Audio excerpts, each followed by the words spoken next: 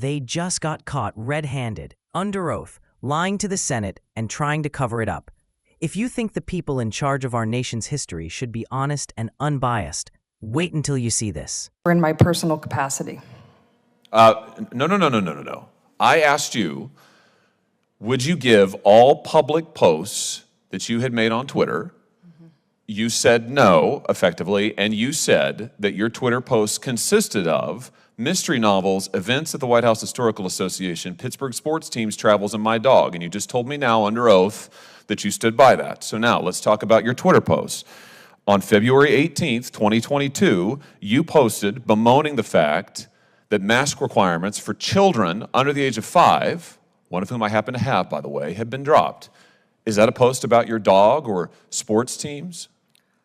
My social media is in my personal capacity. Answer my question, please, because you've testified under oath that you only posted about your dog and sports teams and novels, and you also said you wouldn't give this committee any of your public posts. So, is your post on February 18th, 2022, bemoaning the lifting of mask requirements for children under the age of 5, who I might just ask, all of the data has said is extremely harmful to children, these mask requirements? We'll leave that aside for now. Is that a post about your dog or sports teams? Yes or no?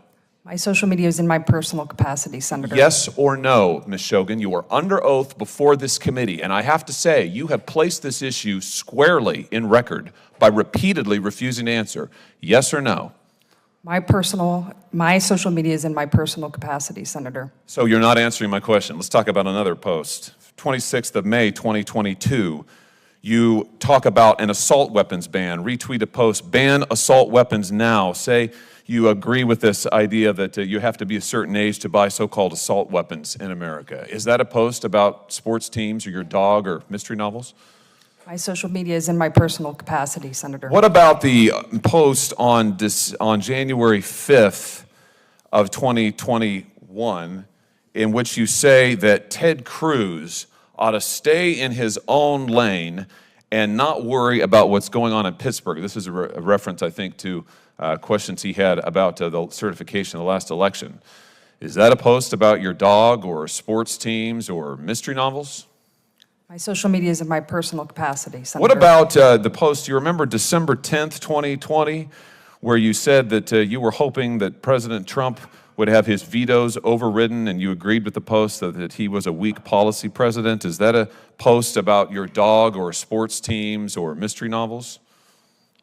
My social media is in my personal capacity. What about your post on January 5th, 2021, in which you speculated that President Trump would pardon himself next, participating in a conversation about the certification of the Electoral College? Is that a post about sports teams or mystery novels or your work at the White House Historical Association? My social media is in my personal capacity, Senator. What about the post? Do you remember this one? I said we seem to be having an incredible case of amnesia, but maybe you remember this one. This is from December 3rd of 2021, in which you advise an individual who goes by Meg on social media that the Library of Congress, you advise this person to complain about religious flags that have been planted on the grounds of the Library of Congress, and you say that they ought to be removed. And you go on to give this person advice about how to complain and have them removed. Do you remember that post? My social media is in my personal capacity. Do you remember the post? My social media is in my personal capacity, Senator. I have to say, I have been here for 4 years in the Senate. I have never seen a witness stonewall like this before. Never. I've seen a lot. This is extraordinary. Do you remember this post? December 3rd, 2021.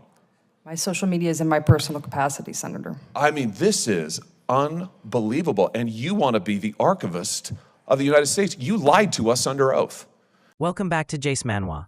Before we dive in, hit that like button, subscribe, and turn on the bell so you never miss when we expose what's really happening behind closed doors in Washington. I just watched this Senate hearing, and folks, what I saw was absolutely stunning.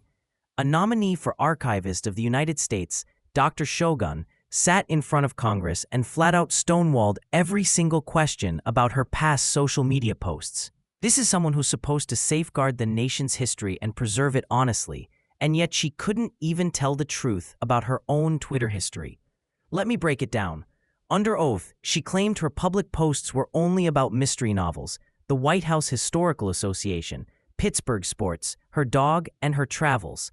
But when pressed, senators brought receipts, actual posts from her account. One where she bemoaned lifting mask mandates for kids under 5, one where she backed an assault weapons ban, one where she trashed Ted Cruz for questioning election certification, and another where she called President Trump a weak policy president.